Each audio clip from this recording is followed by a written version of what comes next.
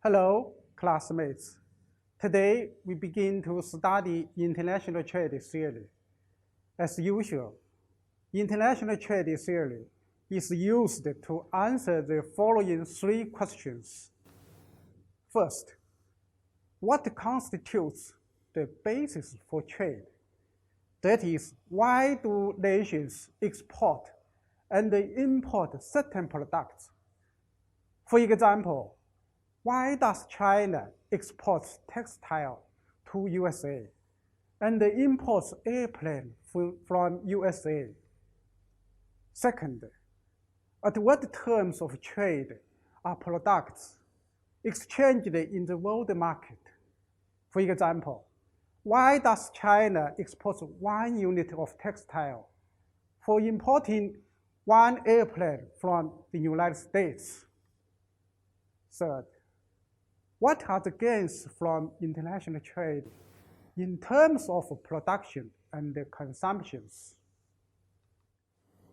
International trade theory includes classical trade theory, neoclassical trade theory, new trade theory, and so on. From today on, we will discuss them one by one. Today, we will study classical trade theory. It includes mercantilism, absolute advantage theory, comparative advantage theory. Economics, as an organized science, can be said to have originated with publication in 1776 of the Wealth of Nations by Adam Smith. However, writing on international trade preceded this data in such countries as England, Spain, France, Portugal, and the Netherlands as they developed modern nation states. Specifically, during the 17th and 18th centuries, a group of men, such as merchants, bankers, government officials, and even philosophers, wrote essays and pamphlets on international trade that advocated economic philosophy known as mercantilism. What does mercantilism mean? What is the law of mercantilism? What is mercantilism under attack? Does mercantilism disappear at present? We needed to address above issues to mercantilism. Mercantilism refers to the collection of economic thought that came into existence in Europe during the period from 1500 to 1800. It cannot be classified as a formal school of thought, but rather as a collection of similar attitudes toward domestic economic activity and the law of international trade that tended to dominate economic thinking and policy during this period. Many of these ideas not only were created by events of the time, but also influenced history through impact on government policies. Geographical exploration that provided new opportunities for trade and broadened the scope of international relations, but upsurging in population, the impact of the Renaissance on culture, the rise of merchant classes, the discovery of precious metal, in the New World and the rise of nation states at all contributed to the development of mercantilist thought. Central to mercantilist thinking was the view that nation wealth was reflected in a country's holding of precious metals. In addition, one of the most pillars of mercantilist thought was the stated view of the world resources.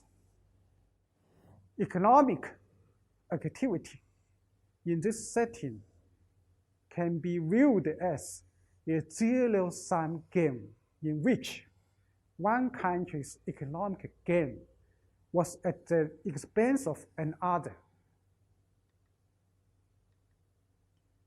Just like gambling, one wins at the expense of another.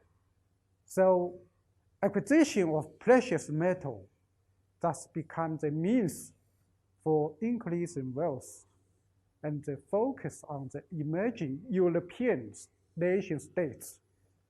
In a hostile world, the enhancement of state power was critical to growth of process. And this was another important mercantilism doctrine. A strong army, strong navy, and the merchant marine and the productive economy were critical to maintaining and increasing the power of a nation state. Mercantilists suggest the need to maintain the excess of exports over imports. That is, a favorable balance or trade or positive trade balance.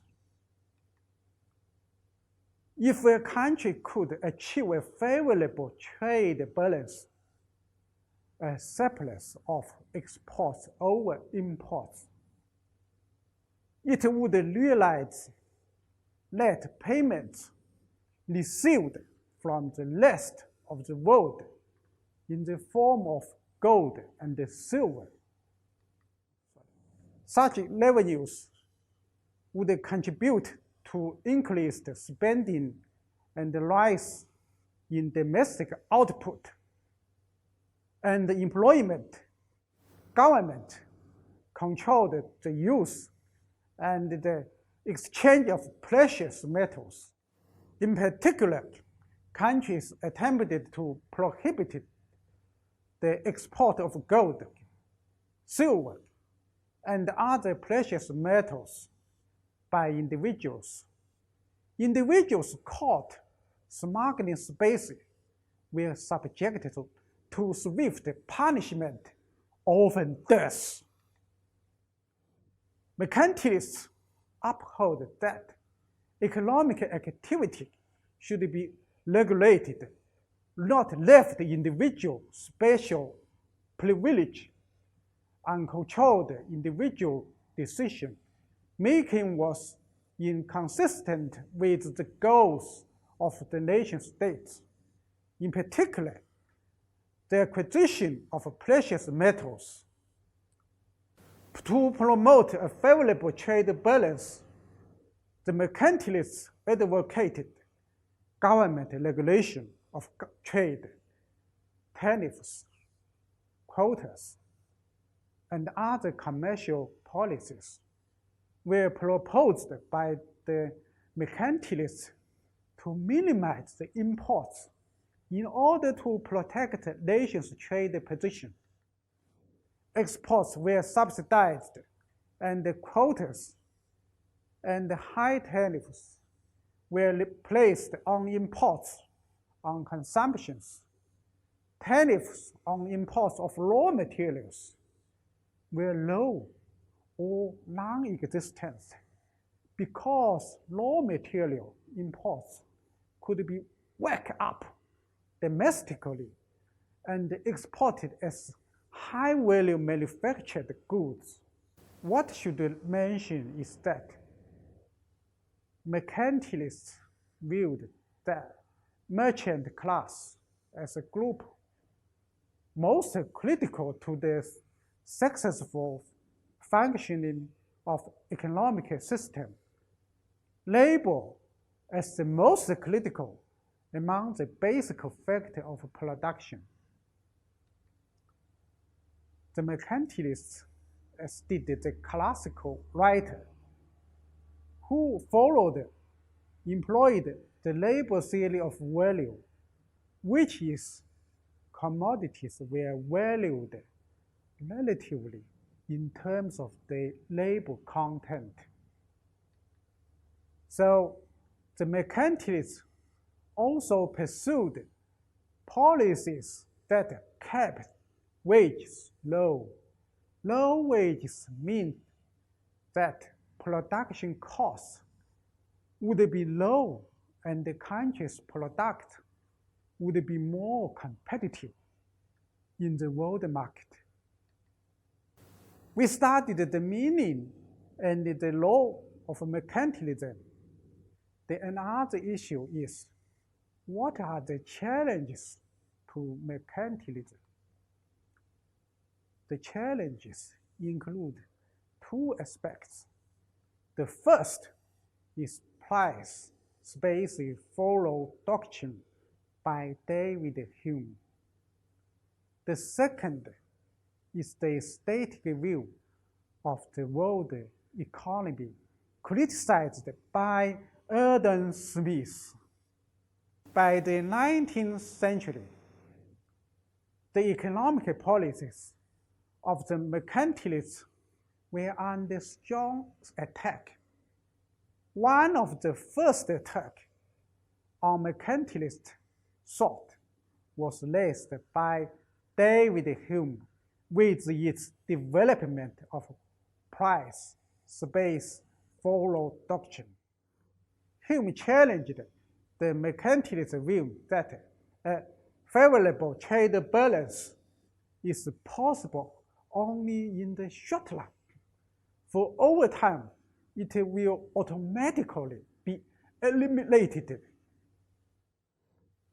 He argued that the accumulation of gold by means of trade surplus would lead to an increase in the money supply and therefore to an increase in prices and the wages.